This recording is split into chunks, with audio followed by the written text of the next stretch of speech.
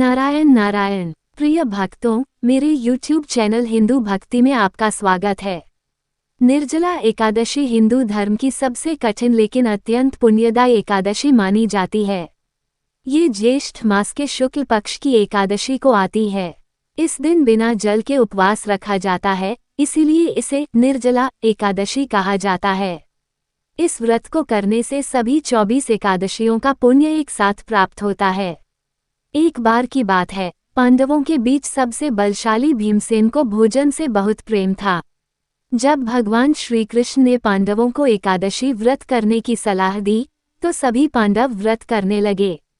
लेकिन भीमसेन ने कहा कि वह बिना खाए रह नहीं सकते, क्योंकि उनकी पाचन शक्ति अग्नि के समान है। इसलिए वह एकादशी का व्रत नहीं कर पा रहे थे। ये सुनकर वे चिंतित हो उठे कि यदि वे व्रत नहीं कर पाए तो उन्हें पुण्य नहीं मिलेगा और मोक्ष भी नहीं मिल सकेगा। तब भीमसेन ने महर्षि वेदव्यास से इसका उपाय पूछा। वेदव्यास जी ने कहा, हे भीम, यदि तुम सभी एकादशियों का फल एक साथ पाना चाहते हो, तो ज्येष्ठ शुक्ल पक्ष की एकादशी को बिना जल के उपवास करो। इसे निर्जला एकादशी कहते हैं। ये कठिन है, लेकिन इससे समस्त एकादशियों का फल प्राप्त होता है।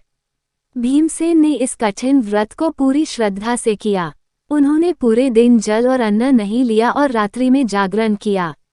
इस कठिन तप से भगवान श्रीहरि प्रसन्न हुए और उन्हें आशीर्वाद दिया कि जो भी यह व्रत करेगा, उसे समस्त एकादशियों का पुण्य और अंत में मोक्ष की प्राप्ति होगी। इसी कारण यह एकादशी भीम एकादशी भी कही जाती है। इस दिन व्रती को प्रातः स्नान करके व्रत का संकल्प लेना चाहिए।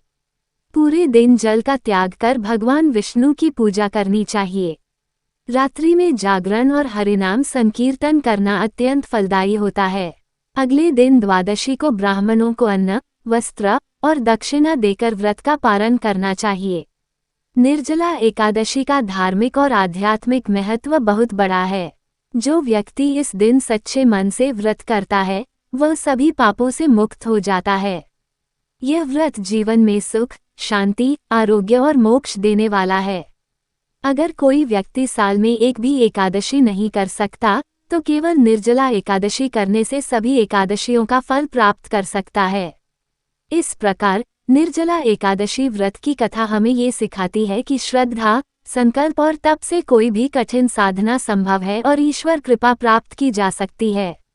यह उम्मीद करते हैं कि हमारे द्वारा दी गई जानकारी आपको उपयोगी और पसंद आई होगी। यदि आपको ये जानकारी अच्छी लगी हो, तो कृपया हमारे चैनल को सब्सक्राइब, लाइक और शेयर जरूर करें।